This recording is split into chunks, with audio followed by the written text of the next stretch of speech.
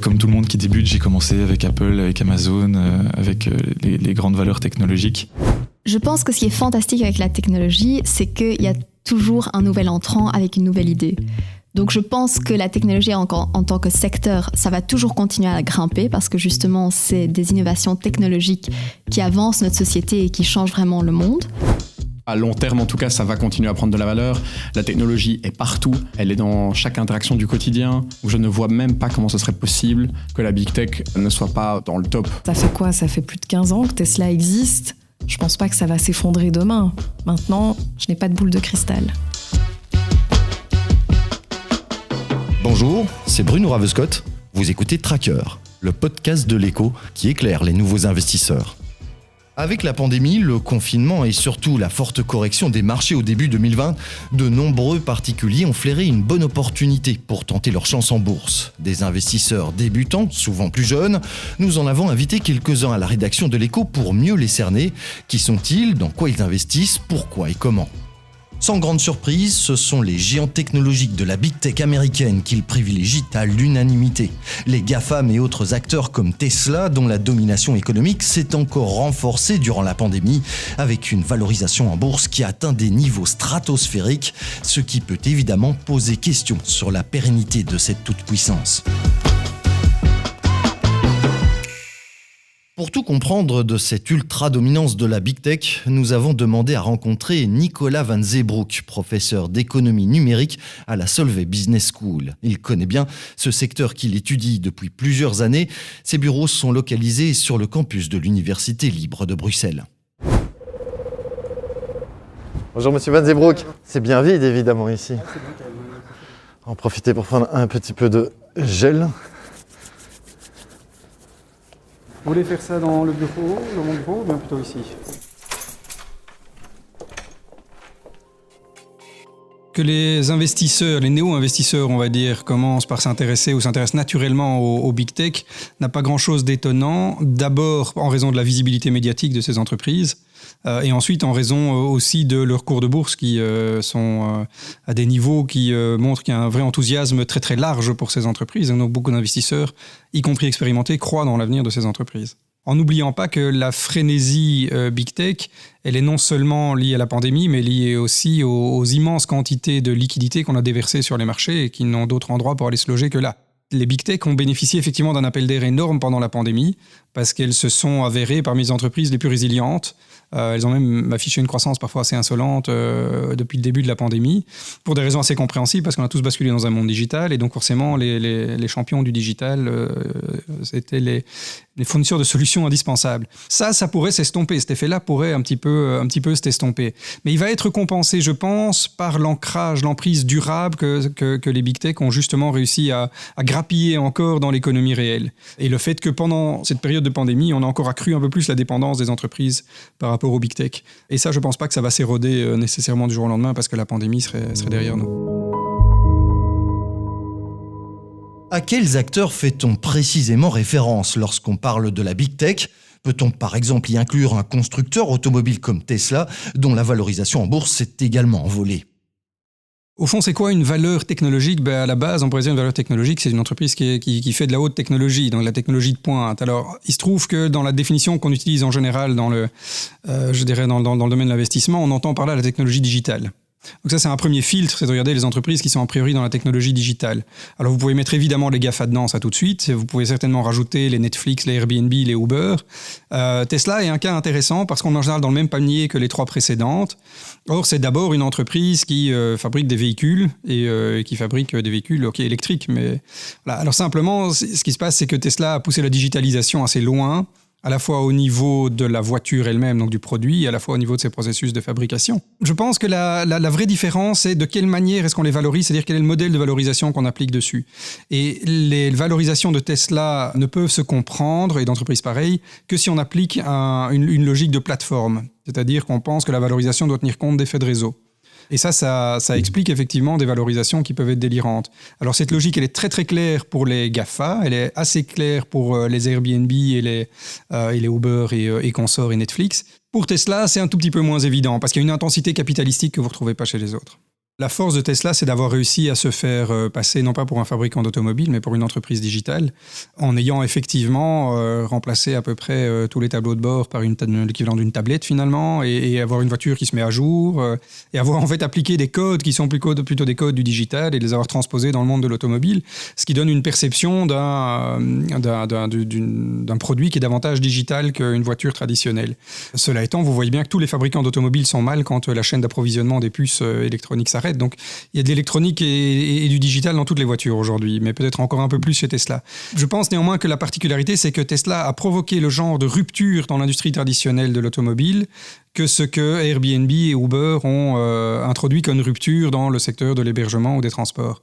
Et c'est pour ça, je pense qu'on leur applique ce prisme-là en réalité, sans peut-être nécessairement toujours se demander si le modèle est tout à fait identique, ce qui n'est probablement pas le cas. Cette ultra-dominance de la Big Tech peut-elle encore perdurer indéfiniment ? Pour Nicolas Van Zeebroek, rien n'est jamais acquis d'avance, surtout dans ce secteur. On peut évidemment se demander quand ça va s'arrêter et à quel moment cette dominance va être un petit peu remise en question. D'une certaine manière, je dirais que les choses peuvent aller beaucoup plus vite que ce qu'on imagine. Si vous songez à la vitesse à laquelle Facebook a remplacé MySpace, par exemple, à la fin des années 2000, si vous regardez la vitesse à laquelle Apple a éclipsé BlackBerry et Nokia, on se dit que les lignes peuvent bouger et que donc il peut y avoir des basculements parfois plus rapides que ce qu'on imagine. Alors, ce qui donne par contre un avantage comparatif assez durable, assez pérenne à ces entreprises Big Tech, c'est d'une part, comme je le disais tout à l'heure, c'est leur capacité d'investissement qui leur permet de faire de la veille et d'acheter tout concurrent qui a des velléités menaçantes. Ça, c'est une première chose. La deuxième, c'est qu'ils ont effectivement un écosystème extrêmement captif qui est enrichi par les données et qui carbure aux données aussi. Quand vous êtes Facebook ou Google, vous avez une information que les autres n'ont pas. Et donc, vous pouvez faire quelque chose que d'autres ne peuvent pas faire. Et ça, c'est quand même des barrières. Parce que c'est comme ça qu'il faut réfléchir. Où sont vraiment les barrières, en réalité ? Apple a construit un écosystème très captif aussi et capitalise dessus. Et puis, Microsoft a toujours eu un écosystème très captif autour de Windows. Maintenant, il est en train de bouger plutôt autour d'Azure. Mais donc voilà, la question, c'est si on arrive à créer un écosystème qui est tellement captif que cette masse devient assez inerte et ça devient très difficile de la déplacer. Je ne pense pas que ce soit impossible, mais je pense qu'il y a quand même des bases pour les faire durer encore quand même pas mal d'années. Sauf si le régulateur s'en mêle et décide à un moment de sonner le holà et de sonner la fin de la récré. Je crois qu'on ne peut que se réjouir du fait que le régulateur s'intéresse de près à la question, parce qu'on est factuellement dans une situation où le pouvoir des GAFA est devenu extrêmement important. Et donc ne rien faire n'est probablement pas une bonne solution. Ce cas, c'est que les planètes semblent s'aligner petit à petit parce qu'on a une convergence de vues petit à petit entre les États-Unis et l'Europe sur un certain nombre de sujets liés à les régulations des big tech. Et donc, il commence à avoir un peu des ennuis des deux côtés de l'Atlantique, ce qui est un signe qu'on avait vu aussi quand Microsoft a vraiment commencé à avoir des ennuis. Le DOJ américain s'y est intéressé au même temps que la Commission européenne. Et une espèce de force comme ça simultanée qui a un peu forcé Microsoft à se remettre en question. Est-ce que ça irait jusqu'à un démantèlement ? On en a parlé à l'époque de Microsoft aussi, on ne l'a pas fait. Je ne suis pas sûr qu'on irait aussi loin que cela. Et je ne suis pas sûr que ce soit le législateur lui-même qui va finalement, ou même le pouvoir judiciaire, qui va vraiment imposer une rupture plutôt que mettre une telle pression qu'il va y avoir un changement des comportements et un changement dans la manière de se comporter sur le marché. Ce qu'on a très bien vu chez Microsoft après leurs ennuis en réalité. Ils ont été beaucoup plus prudents dans leur manière de prendre pied dans des nouveaux secteurs après leurs ennuis.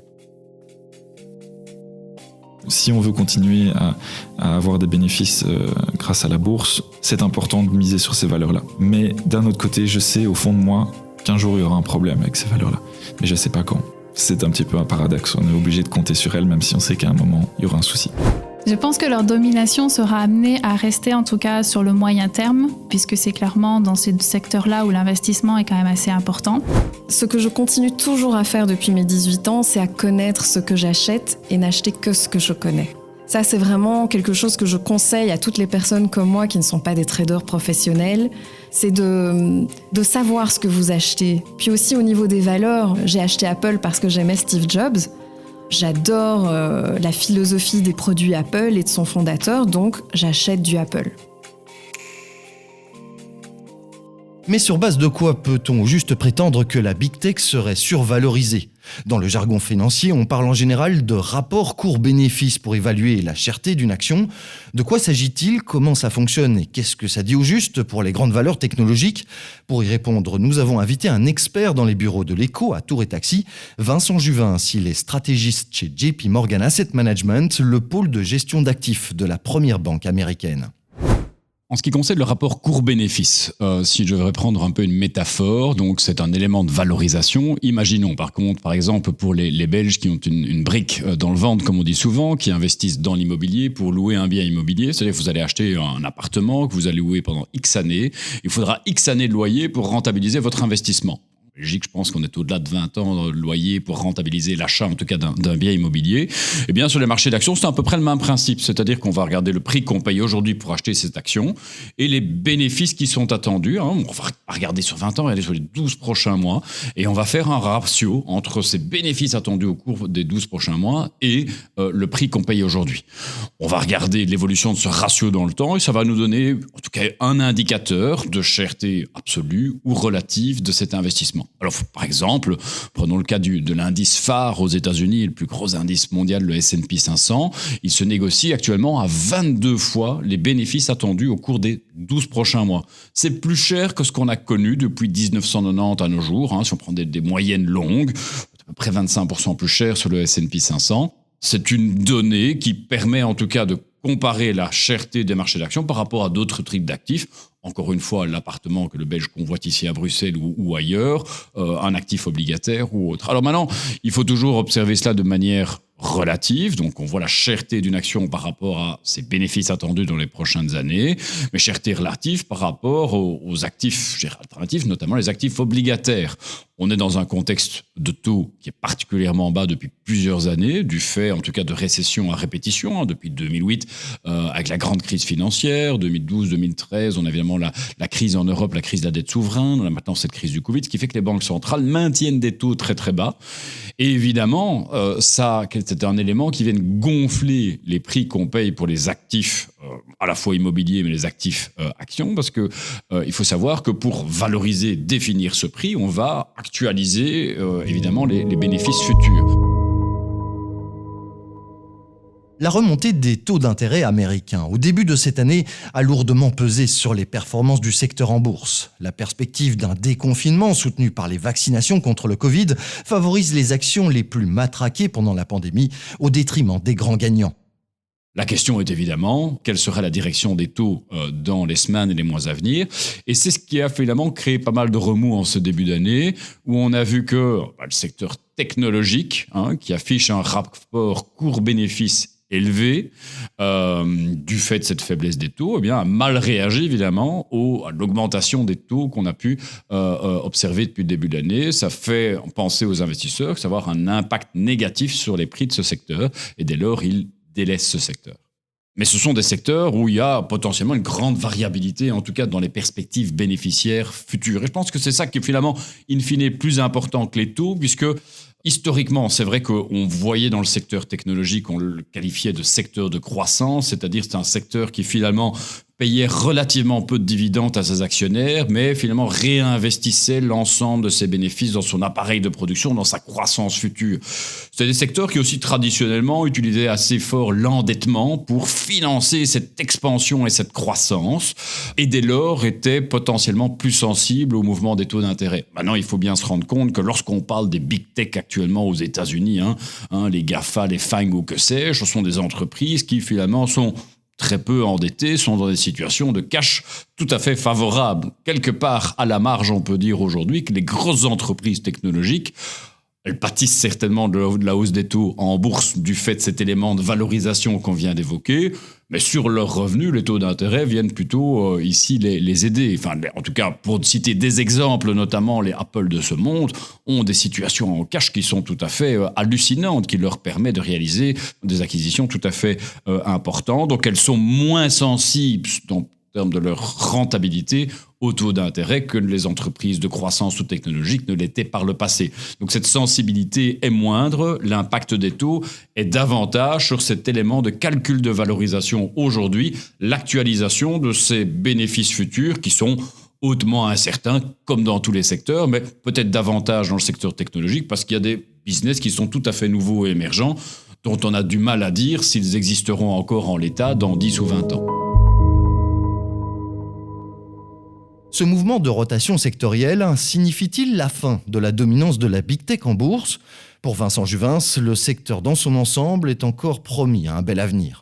Début des années 2000, on pensait à l'avènement de l'économie, Internet et autres. Ça a mis quelques années à se mettre en place. Maintenant, depuis 10 ans, et avec l'accélération de 2020, c'est en place. Ça reste quand même une industrie encore assez jeune, qui doit, je dirais, en tout cas, trouver sa place dans son écosystème, et cette régulation aura lieu.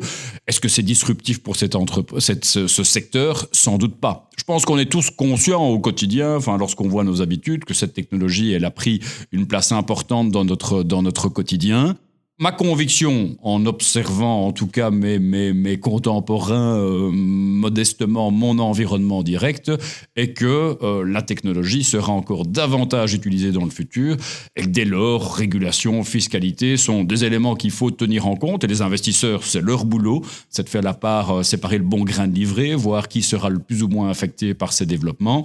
Mais le cas structurel pour être exposé à la technologie pour les épargnants belges, pour moi, il est là, et il faut parfois accepter de payer un peu plus cher pour des entreprises de qualité qui seront capables, en tout cas, d'être les gagnantes de demain en termes de production de résultats. Et dès lors, ce court-bénéfice aujourd'hui qui peut paraître parfois un peu inconfortable parce qu'on paye un peu plus cher pour un secteur technologique, se justifie à l'aune, en tout cas, des perspectives futures qu'on peut avoir sur ce secteur.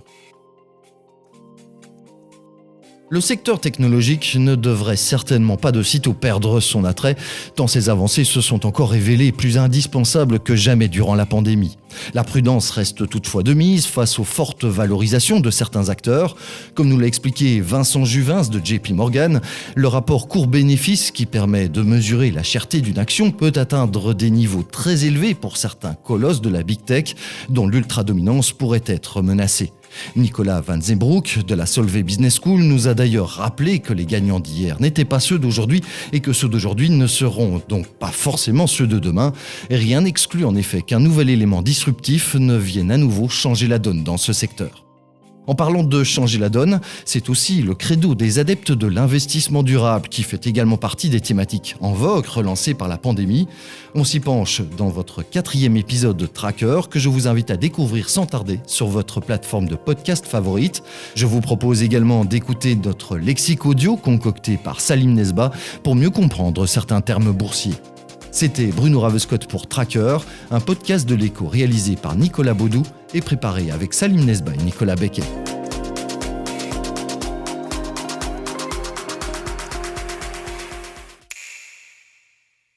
Le 4 mars dans l'écho.